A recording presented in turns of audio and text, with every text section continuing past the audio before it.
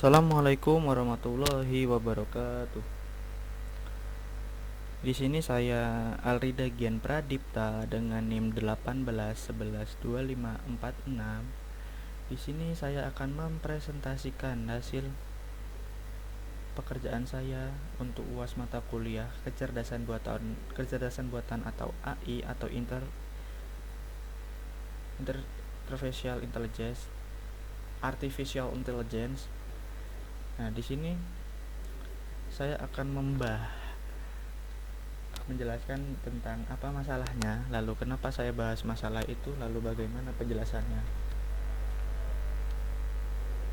Nah, di sini saya akan menjelaskan tentang bagian pertama, yakni tentang apa masalahnya. Di sini saya akan menjelaskan penerapan metode forward chaining untuk diagnosa penyakit diare ataupun pencernaan pada anak usia 3 sampai 5 tahun.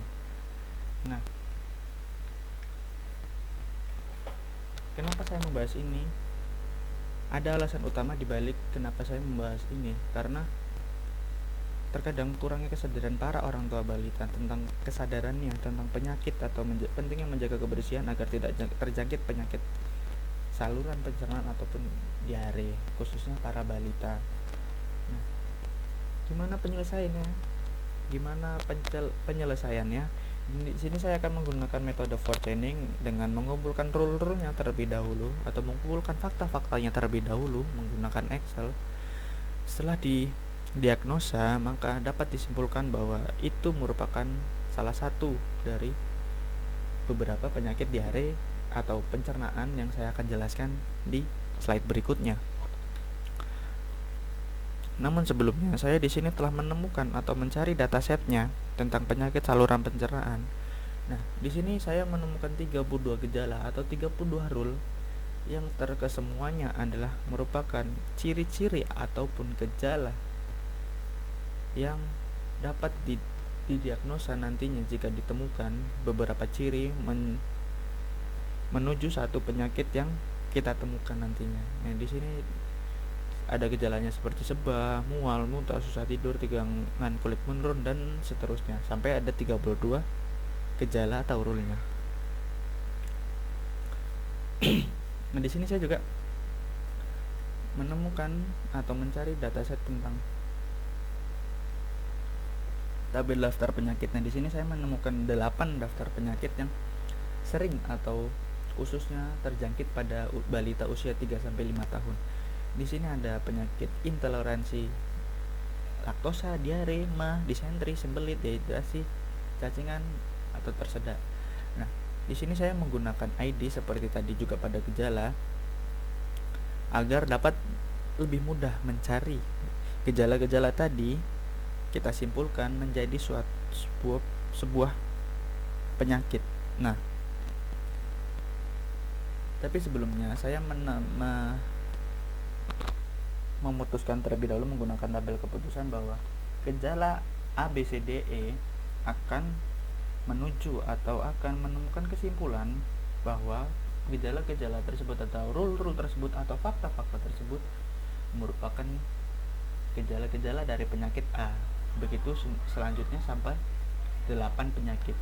Nah, kita akan menuju ke penyelesaiannya dengan penyakit pertama. Nah, di situ tertulis dengan ada gejalanya, ada ID gejalanya. If gejalanya adalah mual, or muntah, or susah tidur, or sering buang air, or kram perut, or buang angin beberapa saat setelah menyusu, or perut kembung, then dapat disimpulkan bahwa penyakit yang menjangkit balita tersebut adalah intoleransi laktosa dengan ID penyakit P001. Nah, dari ID gejala tadi kita dapat dengan mudah menentukan penyakitnya juga dengan ID penyakit yang telah saya buat tadi di awal. Lalu kita lanjut ke penyakit kedua dengan gejala-gejala seperti if balita mual, if muntah, or lemah, or nafsu makan hilang, or feses cair, or feses encer, or BAB lebih dari 3 kali sehari, then dapat disimpulkan bahwa balita tersebut terjangkit penyakit diare dengan ID penyakit P002. Nah, seperti sama halnya yang tadi di awal dengan ID gejala yang kita simpulkan terlebih dahulu dari atas sampai bawah, kita cari nih seperti apa gejala-gejala penyakit diarenya, lalu dapat disimpulkan bahwa balita tersebut terjangkit penyakit diare. Nah, lalu yang ketiga juga ada if sebah atau penumpukan udara di perut, or balita mual, or muntah, or susah tidur, or feses berwarna hitam, or cecukukan. Dari fakta atau rule tadi disimpulkan bahwa then balita tersebut terjangkit penyakit mah atau gastritis yang disimbolkan dengan ID P003. Ini itu merupakan ID penyakitnya ya. Lalu yang keempat yakni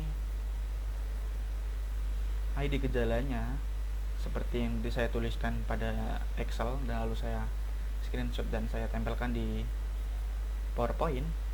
If mual, or balita muntah, or lemah, or panas tinggi sekitar 39 sampai 40 derajat, or kram perut, or feses berdarah, then disimpulkan bahwa penyakit tersebut terjangkit penyakit disentri yang disimbolkan dengan ID uniknya yaitu P004. Lalu selanjutnya yang kelima. Ini merupakan forecasting paling singkat menurut saya, dengan hanya ada dua gejala, yakni or dua rule dengan if G021 atau buang air sedikit, or G027 yang merupakan frekuensi BAB berkurang, then disimpulkan bahwa balita tersebut terjangkit penyakit simbelit yang disimbolkan dengan ID penyakit P005. Lalu ada juga penyakit keenam seperti gejalanya if tegangan kulit menurun, or lemah, or ubun-ubun besar dan cekung, or merasa haus, or mulut kering, or mata cekung, or nafas lebih cepat, then dapat kita simpulkan bahwa balita tersebut terjangkit penyakit dehidrasi dengan ID penyakit P006. Nah, lalu yang selanjutnya penyakit ke-7 dan ke-8. If balita lemah, or gatal di sekitar anus, or cengeng atau rewel, then disimpulkan bahwa balita tersebut terjangkit penyakit cacingan yang disimbolkan dengan ID unik penyakit yakni P007. Lalu penyakit yang terakhir atau ke-8 dengan pengaturannya atau rule-nya seperti if balita lemah, or bayi tidak menangis ataupun bersuara, or kesadarannya menurun, or bayi sulit bernafas, or bibir atau kulit bayi membiru, then dapat disimpulkan bahwa balita tersebut atau bayi tersebut terjangkit penyakit tersedap dengan ID uniknya yaitu P008. Nah, dari ke-8 penyakit tadi, kenapa saya membuat ID gejalanya ya?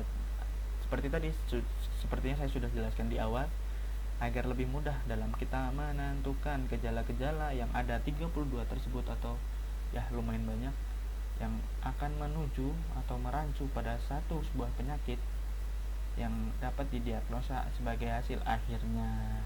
Nah, mungkin itu saja penjelasan dari saya tentang hasil pekerjaan saya tentang forecasting, penyerapan forecasting pada mendeteksi atau mendiagnosa penyakit saluran pencernaan ataupun diare pada balita atau bayi usia 3-5 tahun. Nah, mungkin cukup itu saja, kurang lebihnya saya mohon maaf apabila ada salah kata, saya juga mohon maaf. Billahi taufiq wal hidayah. Wassalamualaikum warahmatullahi wabarakatuh.